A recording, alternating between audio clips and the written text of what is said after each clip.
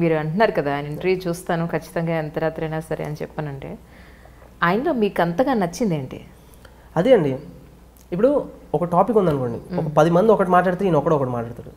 నాకు అది చాలా ఇష్టం. మళ్ళీ ఏం మాట్లాడతాడంటే చాలా లాజికల్గా ఉంటుంది తను మాట్లాడేది. ప్రతి పాయింట్కి ఒక ఎక్స్ప్లెనేషన్ ఉంటుంది, లాజికల్గా ఉంటుంది. And my way of speaking second year దాకా ఒక రకంగా ఉండేది. అతను చూసినప్పుడు ఏమైందంటే కంప్లీట్గా నేనే మారిపోయింది. ఆ కైండ్ ఆఫ్ స్పీకింగ్ కానీ, ఆ కైండ్ ఆఫ్ ఆలోచన కానీ, ఇవన్నీ అంటే తను ఇప్పుడు నా మీద తనకి ఇంట్రెస్ట్ ఉండకపోవచ్చు. నేను చెప్తాను కదా, మీరు కలుస్తానంటే చెప్పండి. యా, మీరు డెఫినెట్లీ డన్. నేను ఆయనకి ఫోన్ తను లేకపోతే నా లైఫ్ లేదు. And I can say this on record, media ముందు చెప్తున్నా. తను నన్ను ఎంత ఇన్ఫ్లుయెన్స్ చేశాడంటే, నా ఫ్రెండ్స్ ఒక 5 ఉంటారు, వాళ్ళందరికీ వర్మ పిచ్చి ఎక్కించా. ఇప్పుడు వాళ్ళందరూ ఆయన ఫ్యాన్స్. మై గాడ్, వర్మ గారికి ఇంత హార్డ్ కోర్ ఫ్యాన్ ఉన్నారంటే నేను నమ్మలేకపోతున్నానండి అసలు. అది కూడా ఒక సివిల్ స్క్రాచ్ చేసిన ఒక పర్సన్. అతను క్రైమ్ చూసే విధానం అవ్వచ్చు, ఇంకేదన్నా అవ్వచ్చు. అతను ఫస్ట్ నేను ఇంటర్వ్యూస్ చూసాను కాదు, సినిమాలు చూసేవాడిని. అక్కడ నుంచి ఇతను ఎవరు అని తెలుసుకోవడం స్టార్ట్ పెట్టా. అప్పటి నుంచి అతను సినిమాలు చూడడం అనేసి అతను చూడడం స్టార్ట్ చేశాను. సత్య అవ్వచ్చు, కంపెనీ అవ్వచ్చు, one of the best movies I ever watched. మళ్ళీ టైం ఉంటే మళ్ళీ అవే చూస్తాను. ఒక్కొక్కసారి 100 సార్లు చూసినట్టున్నా. సత్య అయితే నాకు గుర్తు కూడా లేదు. ప్రతి సీన్ ఎపిక్ అని ఫీల్ అవుతాను, ప్రతి సీన్. ఆయన మీ కళ్ళ ముందు వస్తే కనుక మిమ్మల్ని కలవడానికో లేకపోతే మీరు ఆయన కలవడానికో ఏం చేస్తారు ఫస్ట్? నేను ఏమి చేయనండి అతని ముందు. ఏమి చేసినా వేస్టే, అతను నన్ను పట్టించుకోడు. అలా అంటే ఎలాగా? Now you have your own designation కదా. Yes, definitely. అంటే నేను ఏదైనా గ్రేట్ అచీవ్ చేసినప్పుడు, లేదంటే ఏదైనా డౌట్స్ అడగడానికి, క్రిమినల్స్ మైండ్ సెట్ స్టడీ చేయడం కానీ, ఇంకా దేనికైనా సైకాలజీ స్టడీ చేయడం కానీ, అప్పుడు అతను వెళ్ళి కలిస్తే బాగుంటుందని నా ఫీలింగ్. కానీ ఏమి పని లేకుండా వెళ్ళి అతను కలిస్తే జస్ట్ హాయ్ చెప్తాడు, వెళ్ళిపోతాడు. సో నాకు అది ఇష్టం లేదు. ఆయన నన్ను ఇగ్నోర్ చేయడం నేను భరించలేను. అది వండర్ఫుల్. లేదు, ఇప్పుడు మిమ్మల్ని ఇగ్నోర్ చేసే ఛాన్స్ ఎక్కడ? ఇప్పుడు మీరు డెఫినెట్ సివిల్ సర్వెంట్గా ఉన్నారు. ఇంకొకటి నేను అడగాలి, అంటే ఈ 624 ర్యాంక్ మీకు ఏదో సాటిస్ఫాక్షన్ ఇవ్వలేదని, సో దాని గురించి మీరు చాలా అసంతృప్తితో ఉన్నారని మీ మాటల్లో నాకు అర్థమైంది. సో దాని గురించి ఏం చెప్తారు? అంటే నేను ప్రిపరేషన్ స్టార్ట్ చేసినప్పుడు ఒకటే అనుకున్నానండి, ఏమనంటే నాకు వస్తే మొదటి ర్యాంకే రావాలి, అది తప్ప నాకు వేరే ర్యాంక్ వద్దు అని. ఎగ్జామ్ రాసే ముందు వరకు నాకు అదే ఆలోచన ఉండింది, వస్తే మొదటి ర్యాంకే కొట్టాలి, ఇంకా వేరేది ఏమవుద్దు. ఎందుకంటే నేను always I wanted to be on top. నేను ఎంత ప్రిపేర్ చేయను, ఏమేమి బుక్స్ చదివానో నాకే తెలుస్తుంది. 10th క్లాస్ వరకు యావరేజ్ స్టూడెంట్, వెరీ యావరేజ్. తర్వాత టాప్ లోనే ఉండాలి. సో రెండు కాంట్రాస్టింగ్ ఉన్నాయి, రెండు ధృవాలు. ఎందుకంటే ఇప్పుడు నేను అతను వర్మ గారిని చూసినప్పుడు ఏమి నేర్చుకున్నానంటే, ఎక్కడున్నా మీరు టాప్గా ఉండాలి, లైఫ్ని చాలా ఇంటెన్స్గా యూ హ్యావ్ టు లివ్ అని తన దగ్గర నుంచి నేను నేర్చుకున్నాను అనమాట. సో ఈ సివిల్ సర్వీస్ సిలబస్ కూడా నాకు తెలిసి చాలా దగ్గరగా ఉంది. హిస్టరీ కానీ, పాలిటీ కానీ, ఇండియా గురించి నేర్చుకోవడం అనేది నాకు చాలా బాగా అనిపించేది. సో ఇది నాకు వెల్ వర్స్ సబ్జెక్ట్ కాబట్టి నేను ఏమనుకున్నానంటే, దీంట్లో మనం ఎట్లాగో టాప్గా ఉండాలి. ఇప్పుడు మీరు ఎగ్జాంపుల్ ఏమైనా తీసుకోండి, ఇప్పుడు ఒక కొత్త అతను టాలీవుడ్లోకి వచ్చాడు ఇండస్ట్రీకి. అతను ఏమనుకుంటాడు, సినిమా తీసేటప్పుడు యావరేజ్ సినిమా తీద్దామని అయితే రాడు కదా, హిట్ సినిమా తీద్దామని వస్తాడు, సూపర్ హిట్ సినిమా తీద్దాం. అలా నేను కూడా దీంట్లోకి ఎందుకు వచ్చానంటే ఫస్ట్ ర్యాంక్ కావాలని వచ్చాను. ఇప్పుడు ఏదైనా పని చేసినప్పుడు we want to be on the top. So నేను కూడా I wanted always first rank. But something went wrong, ఏమైందో తెలియదు. ఇప్పుడు నేను ఒకసారి ఇన్ ద హైండ్ సైడ్ ఒకసారి రీకాల్ చేసుకుంటే కొన్ని బ్లండర్స్ చేశానని నాకు తెలుసు మెయిన్స్లో. అండ్ హోప్ఫుల్లీ నెక్స్ట్ టైం అవి రిపీట్ చేయకుండా ఉంటానని నా ఫీలింగ్. ఇంకోసారి రాస్తారైతే రాద్దామని అనుకుంటున్నా. ఇప్పుడు నాకు హోప్ఫుల్లీ ఐపీఎస్ వచ్చే ఛాన్స్ చాలా ఎక్కువ ఉంది. అండ్ నాకు ప్రిఫర్ చేసిన క్యాడర్ కూడా వస్తుంది. సో రాయడంలో అసలు అర్థమే లేదు. బట్ బెటర్ ర్యాంక్ నాకు కావాలి. I want to launch my self in to the society with a better rank. That's your mental satisfaction. And I'm not for 624. 624 is not for me and నా feeling. ఇది ఇంకెవరదో. Akshay IPS interview అప్పుడే నేను మీతో ఒక మంచి conversation నాకు అది గుర్తుంది. తను నాది చూస్తుంటే మీరు పగలబడి నవ్వారు, ఏంటి ఆడి గురించి నువ్వు అంత ఇంపార్టెన్స్ ఇవ్వాల్సిన అవసరం ఏంటి అన్నట్టు. అది ఎస్, అయితే నేను చూశాను. అది మీరు చూసింటారు, బట్ నా నవ్వులో మాత్రం అర్థం అది కాదు. నేను మీకు తర్వాత కూడా మెసేజ్ చేశాను నిజంగానే, రియలీ. ఎందుకంటే అంటే ఒక ఐపీఎస్ ఆఫీసర్ ఒక సినిమా డైరెక్టర్ని చూసి ఒక అంత ఇంపాక్ట్ ఉందా అనేది నాకు ఆశ్చర్యంతో కూడుకున్న. First of all I don't think it is about my film అండి. తను I think he was probably influenced by రామోయిజం. I don't think it's about my films. నా ఇంటర్వ్యూస్ లేకపోతే రామోయిజం ఆస్పెక్ట్ అనేది తను కొంచెం ఎఫెక్ట్ చేసింది. కానీ నేను ఫిల్మ్ డైరెక్టర్ అనేది ఐ థింక్ ఇన్సిడెంట్ లేదు దాంట్లో.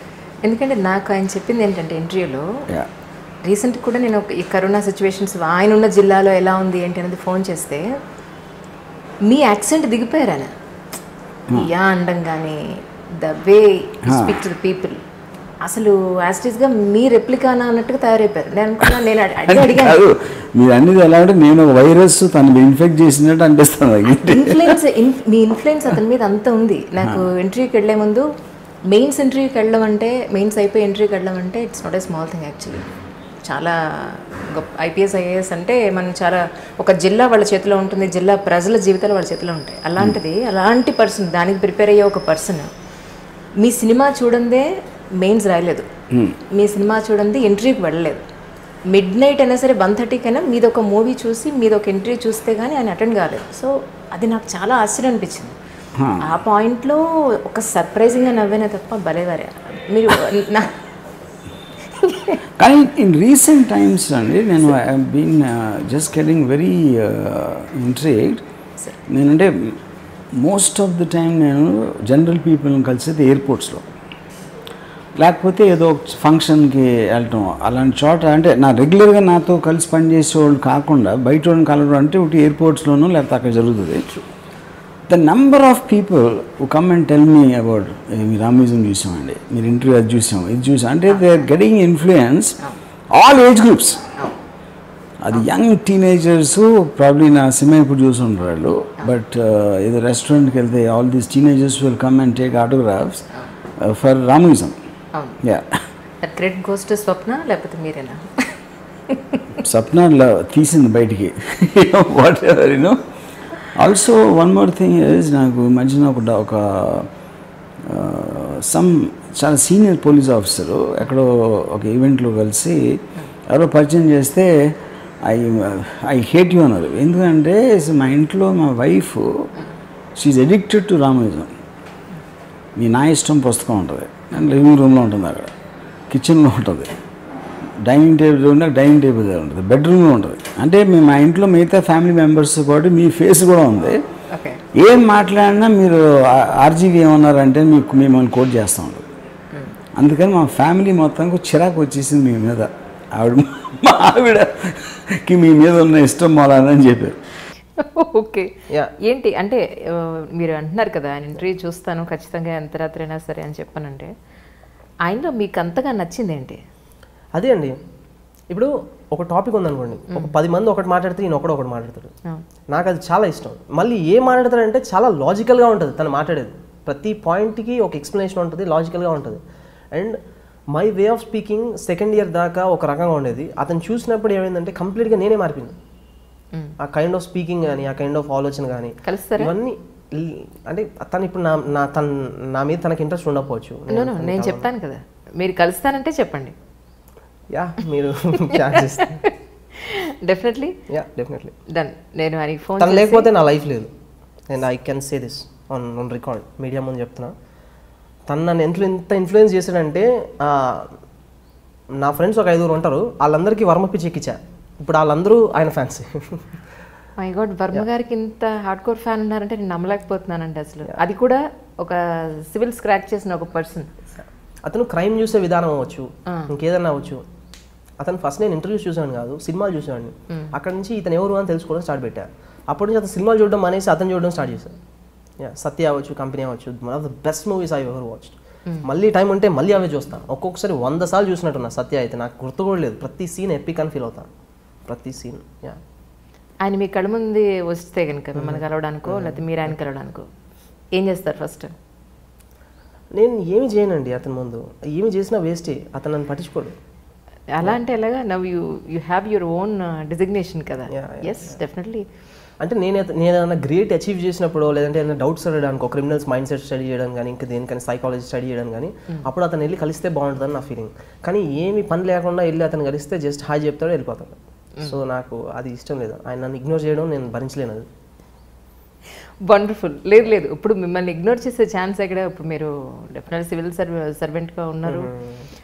ఇంకొకటి నేను అడగాలి, అంటే ఈ 624 ర్యాంక్ మీకు ఏదో సాటిస్ఫాక్షన్ ఇవ్వలేదని, సో దాని గురించి మీరు చాలా అసంతృప్తితో ఉన్నారని మీ మాటలో నాకు అర్థమైంది. సో దాని గురించి ఏం చెప్తారు? అంటే నేను ప్రిపరేషన్ స్టార్ట్ చేసినప్పుడు ఒకటే అనుకున్నానండి, ఏమనంటే నాకు వస్తే మొదటి ర్యాంకే రావాలి, అది తప్ప నాకు వేరే ర్యాంక్ వద్దు అని. ఎగ్జామ్ రాసే ముందు వరకు నాకు అదే ఆలోచన ఉండింది, వస్తే మొదటి ర్యాంకే కొట్టాలి, ఇంకా వేరేది ఏమవుతుంది. ఎందుకంటే నేను always I wanted to be on top. నేను ఎంత ప్రిపేర్ చేయను, ఏమేమి బుక్స్ చదివానో నాకే తెలుస్తుంది. 10th క్లాస్ వరకు యావరేజ్ స్టూడెంట్ వెరీ ఉండి వెరీ యావరేజ్, తర్వాత టాప్ లోనే ఉండాలి. టాప్ లోనే ఉండాలి. సో రెండు కాంట్రాస్టింగ్ ఉన్నాయి, ధృవాలు, రెండు ధృవాలు ఇక్కడ. రెండు ధృవాలు. ఎందుకంటే ఇప్పుడు నేను అతను వర్మ గారిని చూసినప్పుడు ఏమి నేర్చుకున్నానంటే, ఈ ఎక్కడున్నా మీరు టాప్గా ఉండాలి, లైఫ్ని చాలా ఇంటెన్స్గా యూ హ్యావ్ టు లివ్ అని తన దగ్గర నుంచి నేను నేర్చుకున్నాను అనమాట. సో ఈ సివిల్ సర్వీస్ సిలబస్ కూడా నాకు తెలిసి చాలా దగ్గరగా ఉంది. హిస్టరీ కానీ పాలిటీ కానీ ఇండియా గురించి నేర్చుకోవడం అనేది నాకు చాలా బాగా అనిపించేది.